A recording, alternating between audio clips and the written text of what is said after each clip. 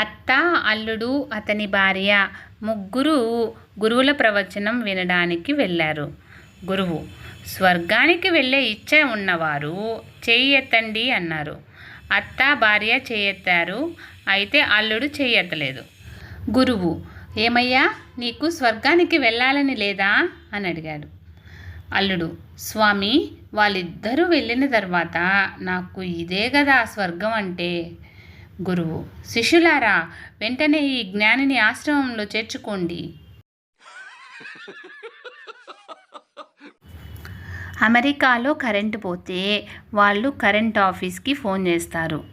జపాన్లో కరెంటు పోతే వాళ్ళు మొదట ఫ్యూజ్ చెక్ చేస్తారు. అదే మన దేశంలో కరెంటు పోతే పక్కింట్లో చెక్ చేస్తాం. ఓ, అందరింట్లో పోయిందా? అయితే ఓకే. ఒకతను హోటల్కి వెళ్ళాడు. వెజ్, నాన్ వెజ్ అని బోర్డులు చూసి నాన్ వెజ్ వైపు వెళ్ళాడు. మళ్ళీ అక్కడ 2 బోర్డులున్నాయి. ఒకటి సర్వింగ్, రెండోది బఫే. బఫే అని బాగుంటుందని లోపలికెళ్ళాడు. అక్కడ క్యాష్, అప్పు అని బోర్డులున్నాయి.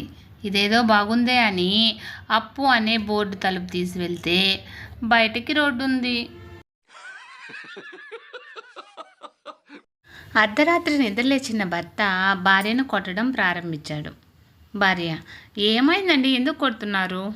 భర్త: ఎవడే నీకు బ్యూటిఫుల్ అని మెసేజ్ పెట్టాడు? భార్య: అయ్యో, అది బ్యూటిఫుల్ కాదండి, బ్యాటరీ ఫుల్. రంగడు: వాడెవడో గాని చాలా దెబ్బ కొట్టాడురా. సుబ్బడు: ఏం జరిగిందిరా? రంగడు: భార్యను బస్ ఎక్కిస్తూ బంగారం జాగ్రత్త, బంగారం జాగ్రత్త అని పదే చెప్తుంటే బ్యాగ్లో భారీగా బంగారం ఉందనుకుని కష్టపడి బ్యాగ్ కొట్టేశా. సుబ్బడు: నువ్వు సూపర్, మరి ఎందుకు ఏడుస్తున్నావు?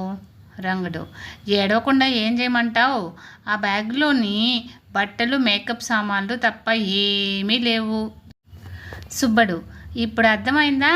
వాడి భార్య పేరు బంగారం అన్నమాట. రంగడు: అదేగా నా ఏడుపు.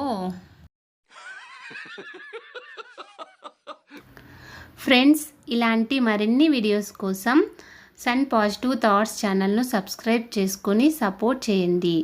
వీడియో నచ్చితే లైక్ చేసి షేర్ చేయండి.